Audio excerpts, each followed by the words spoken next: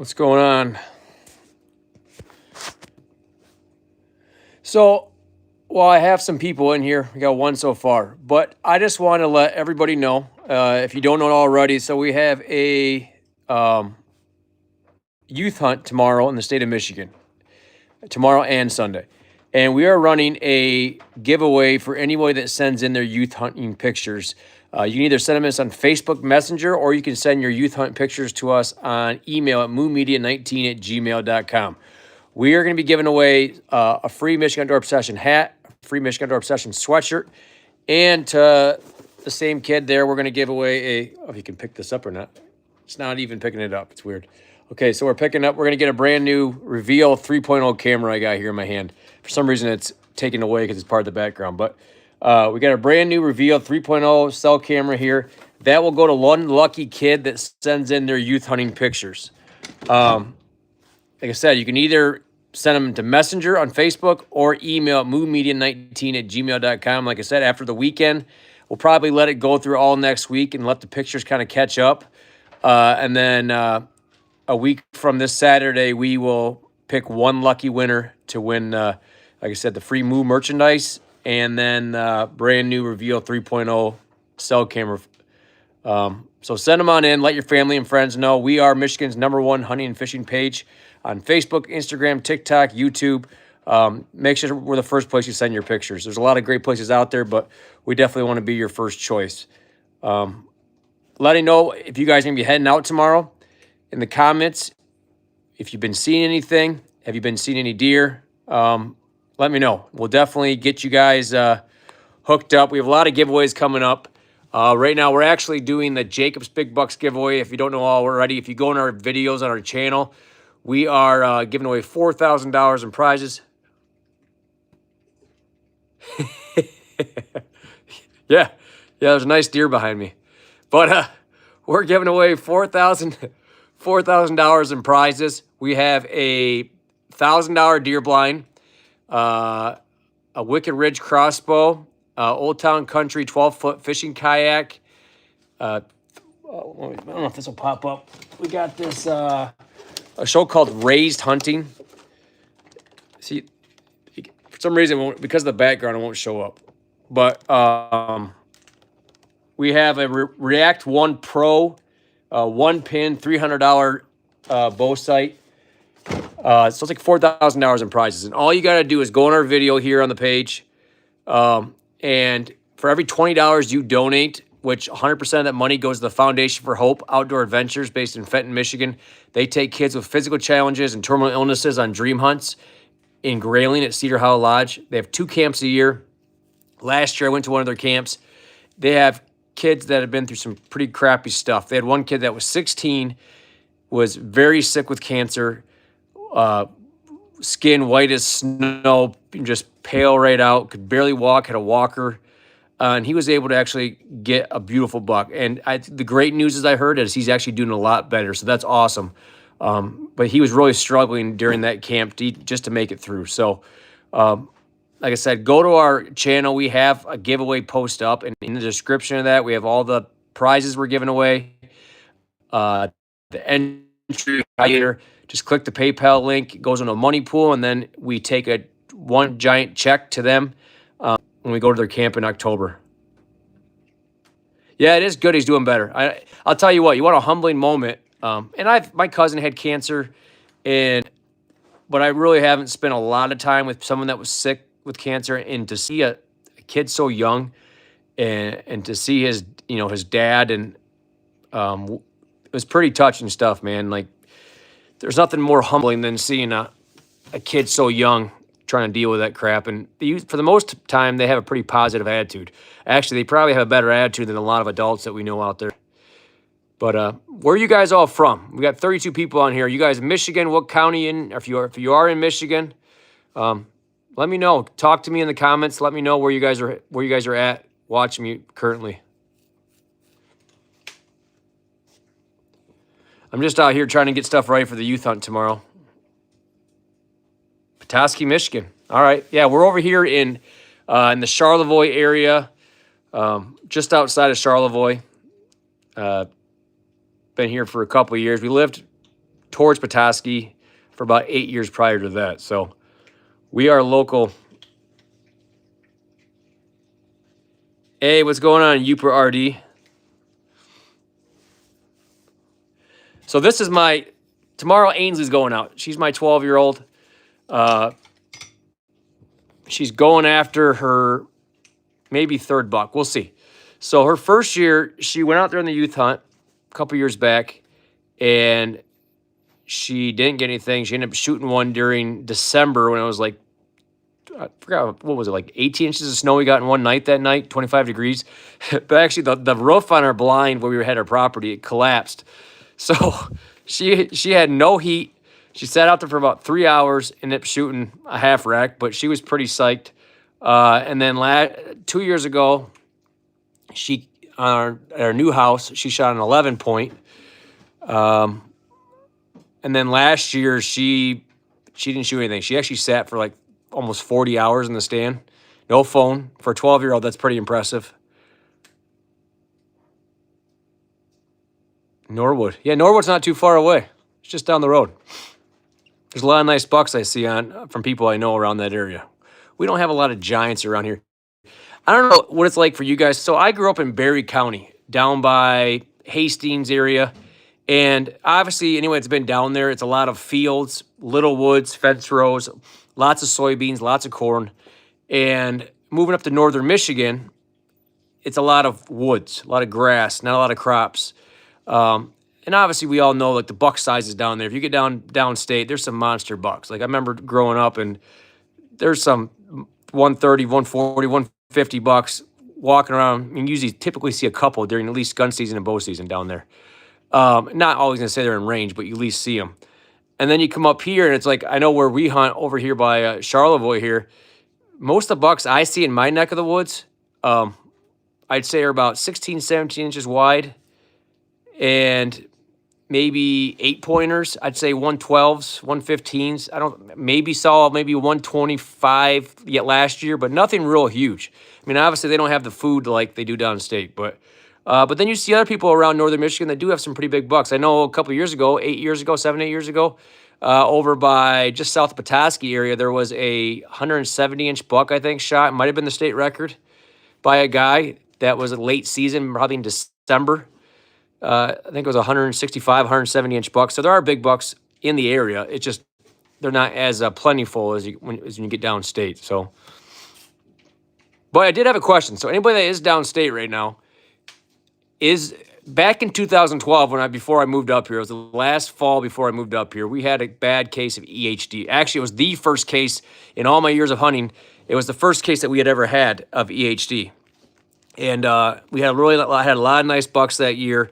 And actually, my biggest buck, I found him a week after opening day of bow season, and he was 50 yards behind my stand in a cornfield, just rotting. Nothing typically eats a EHD buck. They sit there and just bloat and rot. And but I had heard some rumors that people have been finding EHD deer downstate. If you are in that area, let me know. Are you guys finding dead deer by the water again? Are you finding? I mean, it seems like it's happening more and more. I know for a while there, I thought it only happened when you had a really hot, dry summer. Now, we had a plentiful of rain up here in northern Michigan. I feel like it rained almost every week. I'm not sure if maybe down there was a little drier and that's why you guys had EHD this year. But let me know in the comments. Are you guys finding dead deer down there downstate? Chief Noonday Road. Know that area. Yeah, I'm more I'm between Charlevoix and East Jordan off of M66. I gotta show you this. This is pretty cool. I'm just going to show up, but this is look at this thing. This is the Creature Broadhead from Ozcut. Now, last year I tried it, and it did pretty good. I'm going to try it again this year. So I do like expandables. I feel like they're just, I don't know. When you do for some reason, have a bad shot, it gives you a little more, it gives you obviously a bigger cut. But what I like about this, so you have I meant west of Hastings. Okay, roger that. Yeah, I was off M43 near a town called Woodland is where I grew up, which is not too far from Hastings, probably 10 miles. So this is, check this broadhead out. So obviously we got Rage broadheads, which I used for years. And they have they used to have that cheesy like blade on the end. And then eventually I think they went to more of a chisel head. But what I like about this is it's got a solid, almost like your meat eater, old school, single blade broadhead. But then I'll show you this here. So then this is a separate collar. This thing right here, I don't know if you can see it. That's a separate collar. So you actually can take this top part off and put a whole new blade system on it when it goes bad. But when it opens up, let me see if I can get this open here without cutting myself and bleeding out here on camera.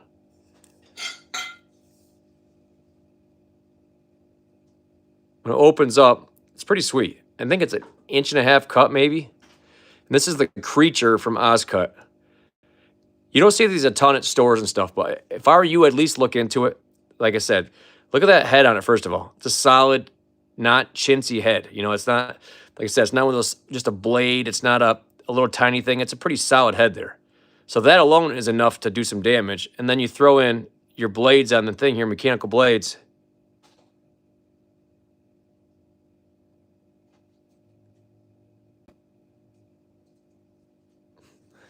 Nude hunter here. Will I kill more deer in stand or Elmer fun around? In a stand. Do not walk around.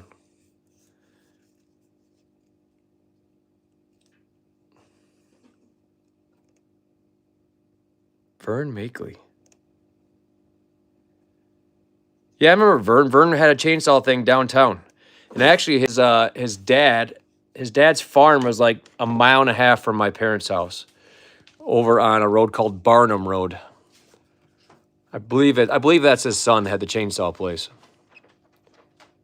No, I honestly, hey, this goes to Tanner. So Tanner, when I first started hunting, we used to hunt on the ground, and he used to always get busted because obviously in your first couple of years, you're young, you don't know what you're doing. And I feel like they'd always just show up at the wrong side. You either be behind you wouldn't have a chance to move. Sit still, find how they move. And like I said in a video, adjust. So back in the day, I used to have a spot where I used to sit, and I think back. Hey, Gennaro, what's going on, man? Appreciate the comment. I used to always, back in the day when I'd go hunting, I would sit in one spot, and you'll see deer move, 100 feet away or 100 yards away. And I would just sit there and watch them and not do anything. Now, in this day and age, adjust. If they're moving out in the field and you see them crossing to the same spot every time and you put your stand somewhere else, move to that spot. Good time to make. There's never a bad time to make a mock hit. There's never a bad time to make a mock scrape. They're actually hitting mock scrapes now as we speak. They hit them year round. The does almost hit them all the time. I've had a mock scrape run here for the last 2 months, and I've had does mostly hitting them, but there are bucks. But then the one I have right now, just down the way from my tree stand, they've been hitting that bucks and does for the last couple of weeks pretty consistently.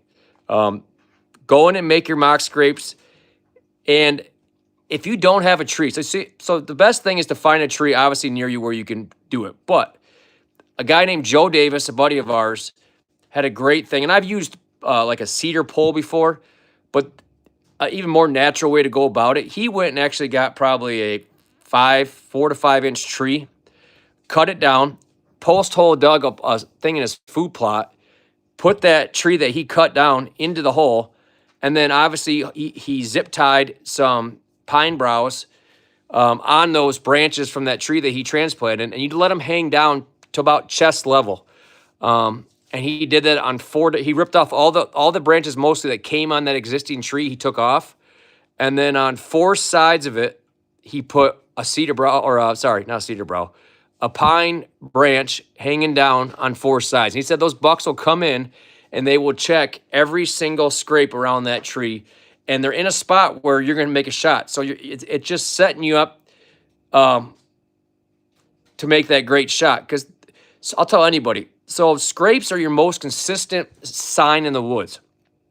A rub line, stuff like that, yeah, they might come back here and there. For the most part, they're going to hit it and keep on moving.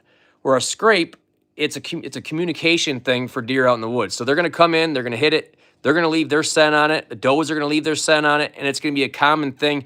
So anytime you can find natural scrapes, that's even better. So a couple years ago, we went to a spot. I got permission to hunt a spot down the road from our house where we used to live. And it was 40 acres, never been there. Walked it the first time. I think it was like the first week in November I got permission. So pretty late in the season. What's going on, Glenn? First time starting their season, I found five scrapes in a row. How far from a scrape should okay, I'll get back to what you're saying here quick. Hold on, Tanner. So I found five actual scrapes in a row, a scrape line. I put my ladder stand right there by the scrapes. The first time I sat in that stand, which was the first cold morning, which was November 14th, I had probably a 130-inch buck, 130-inch buck come in with 7 does. First time I sat in that stand. First of all, there's just something about that cold November 14th frosty morning where the woods is dead calm, a nice heavy frost, and I feel like every time I've ever had that, I've always had good action. But scrapes are consistent. Go in the woods, find scrapes, and hunt near them. I don't care where you're going to read, you're going to have people tell you the same thing. I mean, people always say, I found a rub. Well, rub's cool. You know, that means a deer obviously went through there at some point in time. But if you can find an active scrape, that is your most consistent thing to put a stand over. If you just get hunting on a new property and you've never been there before, and you're thinking, I don't know where to go, besides obviously your trails, but if you can walk around and you can find some decent scrapes, especially the big community scrapes, there's not a better place to start out. Now, from there, you might have to adjust. Maybe they're moving a little more over here or a little over there. That will give you a good zero-in point to at least start out putting your stand.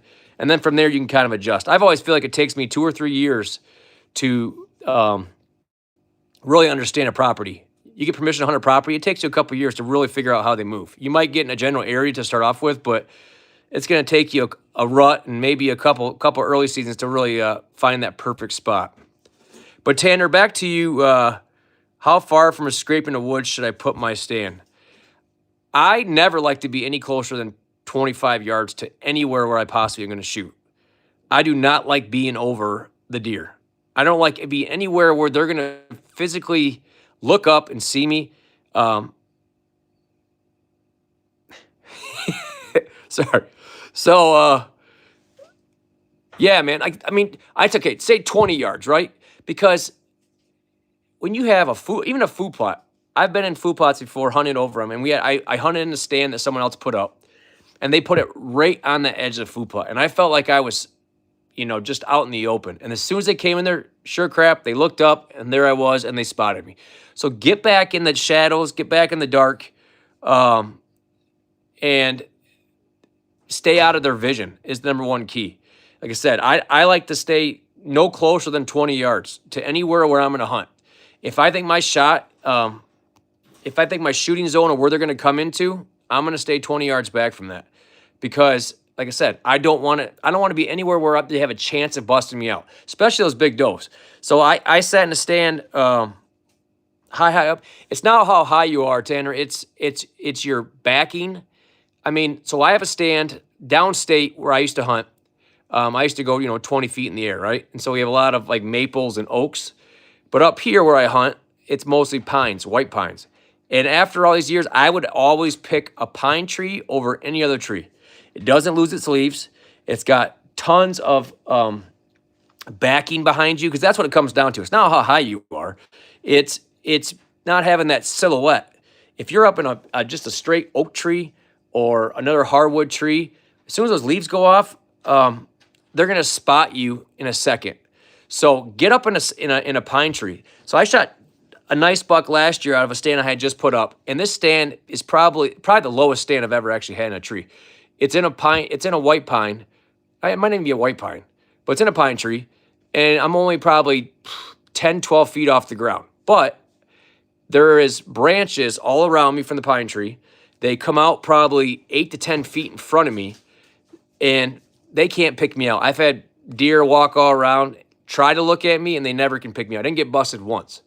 And that's usually you always get busted at least by a big doe. I had big does come in, I had bucks come in, and not a single deer could pick me out. Number one, you got scent cover with that pine tree, right? Because pines automatically have scent. And you, like I said, they don't lose their branches, or sorry, they don't lose their leaves come fall, which you get a lot of guys that go out there and cut limbs down, and all of a sudden the leaves go away, and well, holy cow, you're exposed. So if you do hunt an oak tree, or you do hunt a maple, and you are going to move stands, I'd almost recommend to go in there in the wintertime or even the spring before they get their leaves. So you really get a good idea what it's going to look like come fall. People go out there in the summer and they set their stands. You have no idea because once those leaves fall off that hardwood tree, you might have cut too much, and now you're just a sitting duck up in a tree. So, like I said, make sure you always have tons of crap around you, behind you. That's more important than any height in a tree as far as your stand. I'm not an expert, by the way. I'm just a guy that has been hunting. I've actually learned more from asking questions from people. I didn't grow up with a dad that deer hunted. My brothers don't deer hunt. So I learned more just from being around some really good people, some good friends that had a lot of knowledge, and I asked a lot of questions and tried to learn. So like I said, I'm not an expert. I'm just sharing what I've shared.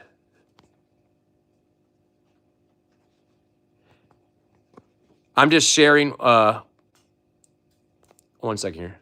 I'm just sharing what I've learned over the year.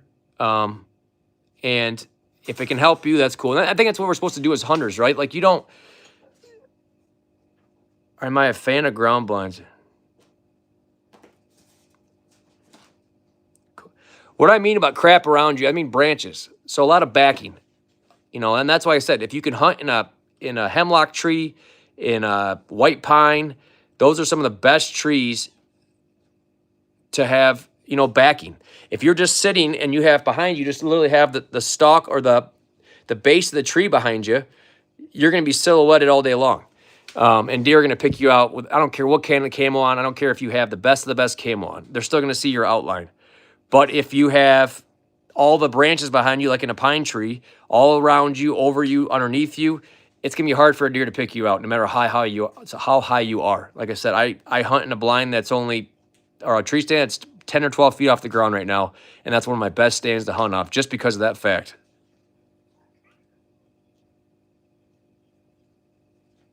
Sorry, man. But yeah, you just don't get silhouetted. Like I said, if you are gonna hunt in a tree, be careful how much you cut off because I used to make the mistake back in the day, cutting too many branches around me, and then once the leaves all fell, I was a sitting duck up in a tree. So no matter, even if you're 20 feet up, a deer looks up, they're gonna pick you out. Even if you're covered from head to toe in the best camo on the market, if you're silhouetted, it doesn't matter what you have on.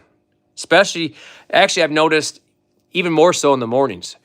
You get that morning coming up, you get the dark, all the woods is dark, and then the sky is starting to light up. And that's when actually I was at deer camp down in Remus. I was down in Remus and Michigan for deer camp, and I got busted by a monster deer. He was coming in, he was about to step out in the food plot. Before that, I had a doe in the whole morning eating, and he was just kind of hanging off in the thick stuff. Well, I got a little cocky, and I'm sitting up in this deer blind or this ladder stand, and I can hear him starting to come in. He's about to come in the food plot. Instead of just being patient and letting him come in, I tried doing one of these like lookout numbers where you try to get a better look. And the second I moved 2 inches to see if he was walking in, that he jumped up in the air, feet up, jumped back, turned around, and took off. And like I said, it was still in the woods itself. It was still pretty dark just because it was first light coming in, shooting light. But just because I was silhouetted from that morning sky, and I didn't have any good backing, I was hunting in a stand that was just there. I didn't put it in.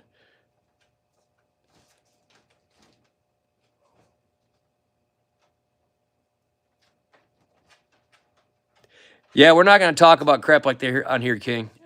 This isn't a political place. That was a travesty. It should never happen, but we're not here to talk about that kind of stuff. So,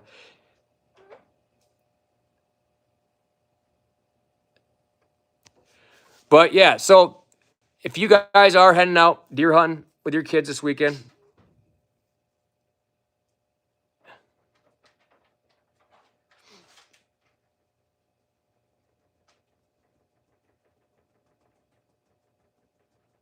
Don't pay attention to that guy. He's just looking for. He's just a troll trying to get people to react. I don't got time for little weenies to be commenting on my page. But anyways, guys, have fun in the outdoors. If you have any questions, make sure you send them to us.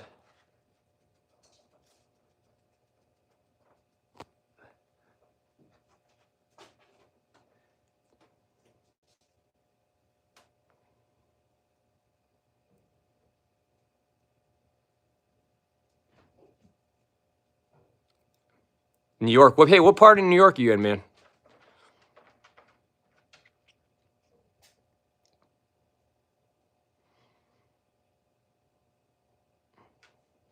Hey, CR7, your grammar's horrible, man. You should probably go back to school and learn how to type.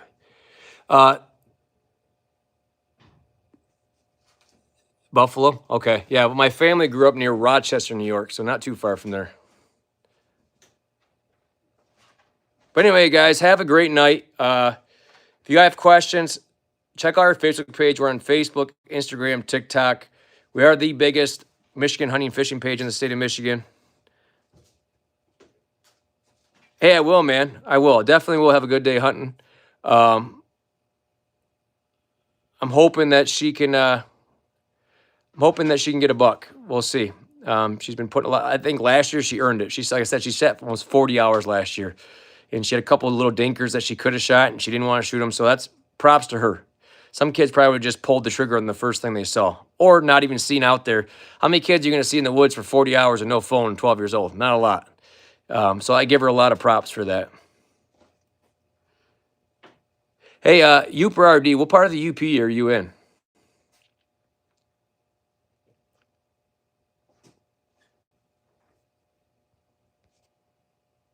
Hey, appreciate it, David.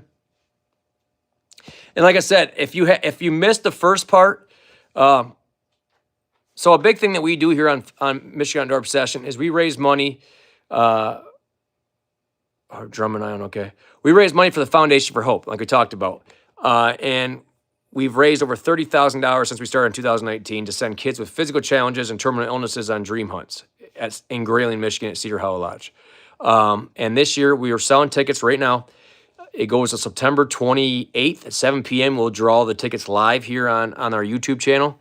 And for every $20 you donate to the Foundation for Hope, you get one ticket into the giveaway.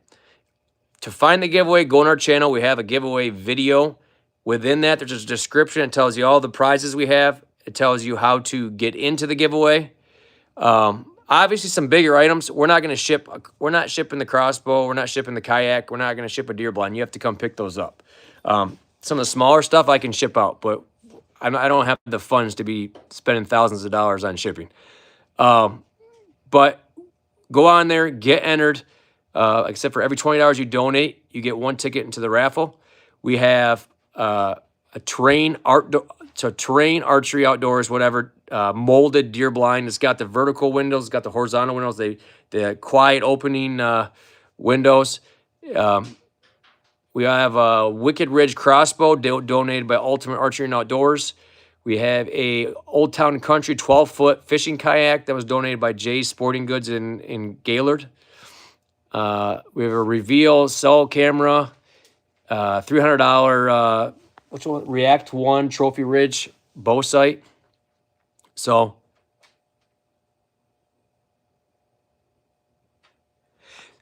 question is this, David, how old is your nephew?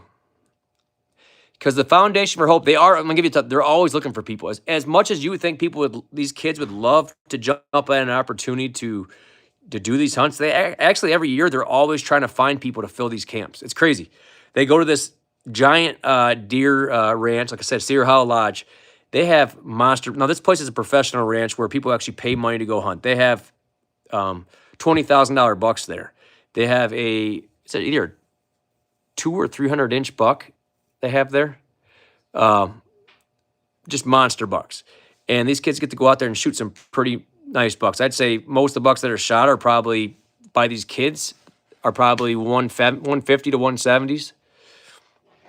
He's 13. Yeah, hey, so go on Google, go to the Foundation for Hope Outdoor Adventures. Go to their website, and they have an application that you can apply to go to their camps. The cutoff limit is 25 years old. And when you go on there, they'll give you all the directions, what you have to do. I think you have to have like doctors' stuff submitted in and some other stuff, obviously, because you want to prove there's actually a thing. You don't want people going there just to try to get a free hunt. But I'm telling you, they're always trying to find people. If you have any questions, if you want to send me a message on Facebook, and we can kind of work this out. I mean, I can't guarantee he's going to get to a camp this year because we're kind of, I mean, I think the first camp is in October. So maybe he'd be able to get in time. But at least maybe we can get him next year because I think they do two camps a year in the fall. But yeah, send me a message, David, on Michigan Outdoor Obsession, the Facebook page, and we can talk, and hopefully maybe we can make it happen. Like I said, I know they're always trying to find people.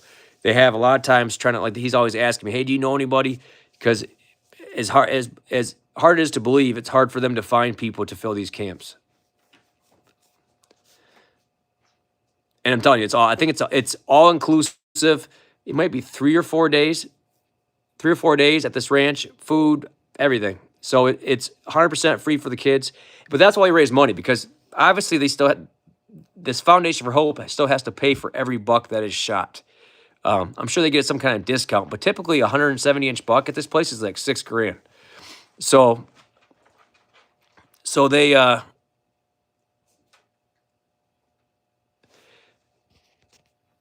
they're obviously having to pay for these bucks that these kids are shooting. So that's why we like to raise money for them. I mean, our goal was $5,000 this year. I think we've raised almost $3,000, but we got to pick it up. It always starts off really slow for some reason. Every year it seems like it takes like a majority of the month to raise the money, and all of a sudden the last week when we start getting close to our deadline, it picks up. So we have 250,000 followers on social media. I feel like we should be able to raise $5,000, $20 a piece. Should be pretty easy. I mean, I'll be honest, I spend more on that in a day just on, we spend stuff on energy drinks or whatever we buy. And if you could have a chance to win some cool stuff, but more importantly, help a kid go to a hunt that is probably going through a lot of crap in their life, whether it's physical challenges or maybe a terminal illness. Maybe this is their last hunt or their last experience with their dad by their side shooting a buck. I mean, how can you not want to help that? It's a once in a life experience. So, guys, have a great Friday night. I got to finish getting stuff around for my daughter's youth hunt tomorrow. Getting the cameras lined up. Got my Tacticams up. Hoping to make a cool video. So be on the lookout for that. Hopefully she can knock one down and we can I can put together a good episode for you guys. But I appreciate you guys being supporters of our channel. I know we're just getting going here. What's up, Christian? Chris? But yeah, and that's we talked about earlier about when we were giving out stuff about where to put stands and how I didn't grow up around a hunting family. My dad didn't hunt, my brothers didn't hunt, and it was people like this Chris here in the comments. One of the instrumental people in making me a better hunter is just becoming friends with people that are really good hunters, and then just picking their brains, seeing what they do. Asking questions, and I feel like eventually you're going to find your way. You're going to make mistakes. In my early years, I made tons of mistakes and did a lot of stupid stuff hunting. But like I said, get some good friends in your life that have knowledge. Ask questions. People that have good morals when it comes to hunting, and you'll be okay. You'll learn a lot, and you'll end up being a better hunter in the long run. Sometimes people, when you grow up around it, maybe you don't pick up as much because you're not asking questions, but sometimes when you don't grow up in that kind of environment, you're always trying to learn more. So I always want to thank any of my friends out there, especially people like Chris that helped mold me into a better hunter now that I am at 42 years old. So, but anyways, guys, have a great night. And as always, thanks for being part of the Moo Crew. And I can't wait to talk.